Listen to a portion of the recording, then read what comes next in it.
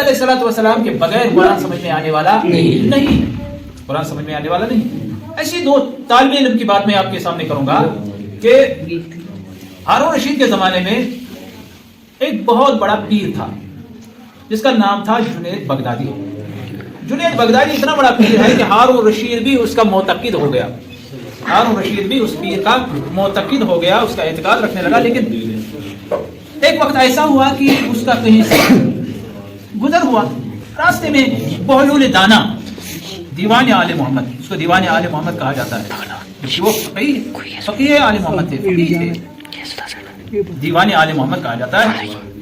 بہلول دانا سڑکوں پر جیسے ان کی روش تھی، سڑکوں پر ایسے کھیل تماشا کر کے چل رہے تھے، ڈنڈے پر سوار ہو کے جا رہے تھے۔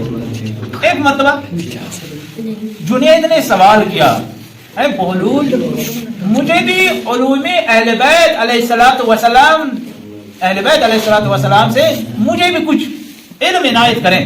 یعنی جنید بغدادی اتنا بڑا پیر ہو کے یہ جانتا ہے یہ دیوانہ ہے مگر دیوان آل محمد ہے، یہ جیسا علم رکھتا ہے ویسا علم میرے پاس نہیں ہے، لہذا کہتا ہے بہلول مجھے بھی علوم اہل بیت علیہ الصلوۃ والسلام میں سے کچھ عنایت کرے، موقع دیجیے تاکہ میں تم سے علوم اہل بیت علیہ الصلوۃ والسلام سیکھوں، علوم اہل بیت علیہ الصلوۃ والسلام تم سے سیکھوں۔ ایک مطلب بہلول نے کہا کہ تمہارے اندر اتنی صلاحیت ہے، تم صلاحیت رکھتے ہو علوم اہل بیت علیہ الصلوۃ والسلام کو سیکھنے کی، تمہارے اندر اتنی صلاحیت ہے کہ تم علوم اہل بیت علیہ الصلوۃ والسلام کو سیکھ پاؤ۔ کہا کہ میرے اندر کیسی صلاحیت ہونا چاہیے، میرے اندر کیسی صلاحیت ہونا چاہیے، مطلب جب کہ میرے اندر کیسی صلاحیت ہونا، کہا میں ایک سوال کروں گا، اگر تو نے میرے سوال کا جواب دے دیا تو میں سمجھوں گا کہ تم اہل بیت علیہ الصلوۃ والسلام کے علوم کو سیکھنے کی صلاحیت رکھنا ہے۔ کہا سوال کیا ہے؟ کہا تم یہ بتاؤ کہ کتنا کھانا چاہیے، کھانا کتنا چاہیے؟ اس نے کہا یہ سوال، یہ تو معمولی سوال ہے، کہاں کم کھانا چاہے؟ اب میں نے نہیں کہا تھا تیرے اندر جو ہے صلاحیت ہے تو میں سکھاؤں گا، جس کے اندر صلاحیت نہیں میں کیوں اس کو وہ علم سکھاؤں گا جو اس علم کو سیکھنے کی صلاحیت ہی نہیں رکھتا۔ بہلول چلے گئے، اس نے سوچا یہ کیسے، میں نے جواب دے دیا، وہ چلا گیا۔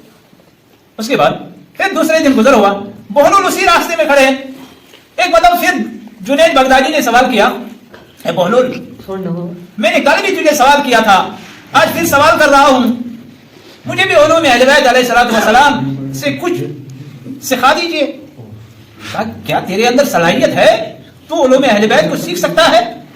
کہا کون سی صلاحیت ہونا چاہے؟ کہا میں سوال کروں گا۔ آج پھر بہلول نے کہا پھر میں سوال کروں گا، اگر تو نے سوال کا صحیح جواب دیا تو میں تجھے علوم اہل بیت سکھاؤں گا، ورنہ میں علوم اہل بیت کیسے سکھاؤں گا جب تو صلاحیت نہیں رکھتا ہوگا؟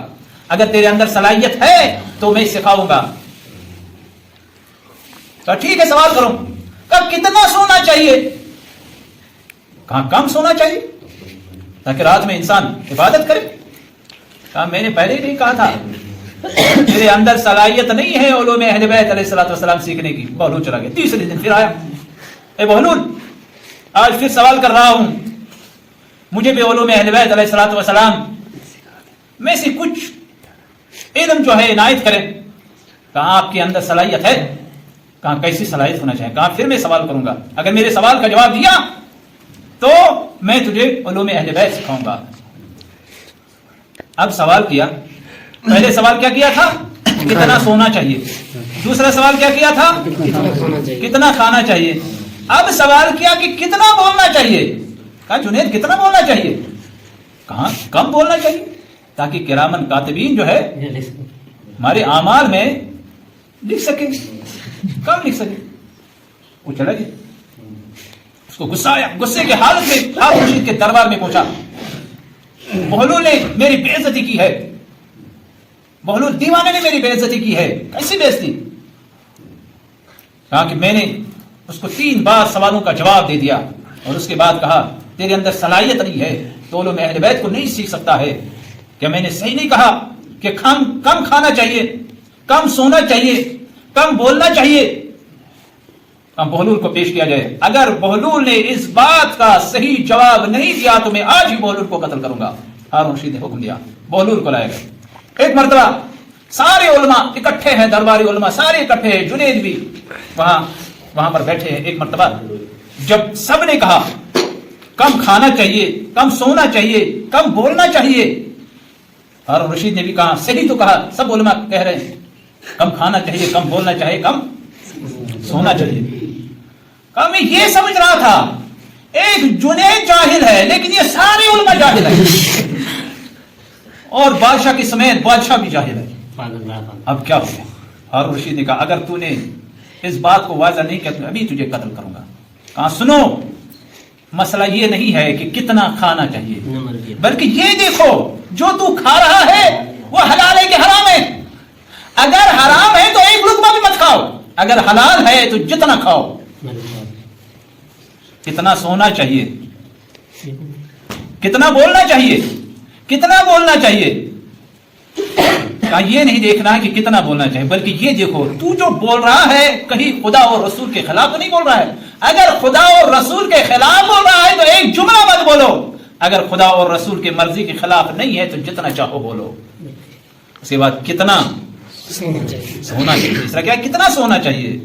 کہاں یہ نہیں ہے، یہ معیار نہیں ہے کہ کتنا سونا چاہیے، کم سونا چاہیے، بلکہ معیار یہ ہے کہ تم دیکھو تمہارے اوپر جب تم رات میں بستر کے اوپر جاؤ یہ دیکھو کہ تیرے اوپر اللہ کا کوئی حق تو نہیں رہ گیا ہے، حقوق اللہ میں سے کوئی حق تو نہیں رہ گیا ہے، حقوق العباد میں سے کوئی حق تو نہیں رہ گیا ہے.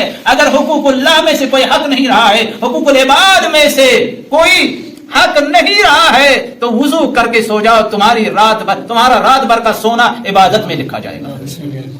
صلوات پڑھیں بشار.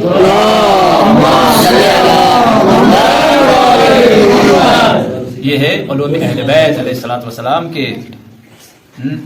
علوم اہل بیت علیہ الصلوۃ والسلام کے عالم، جس کو دیوان آل محمد کہا جاتا ہے، اس کو دیوان آل محمد کہا جاتا ہے. بہلول کے بارے میں بہت سے واقعات آپ کو کتابوں میں ملیں گے کہ بہلول بہت بڑے زیرک تھے اور امام کے اتنے چاہنے والے تھے، امام کے چاہنے والے تھے، اور امام کی مرضی سے وہ جنون کی حالت میں چلے گئے تھے، دیوانگی کی حالت میں چلے گئے تھے. لیکن دیوانگی کی حالت میں ایسے ایسے مسئلوں کو الجھایا ہے کہ بڑے بڑے عالم جو ہے جو مسئلہ حل نہیں کر پاتے تھے، جب سارے عالم مسئلے کی حل، کسی مسئلے کا حل نہیں نکال پاتے تھے، اس مسئلے کا حل بہلول دانا کے پاس ہوتا تھا، بہلول دانا کے پاس ہوتا تھا. صلوات پڑھیں برشان.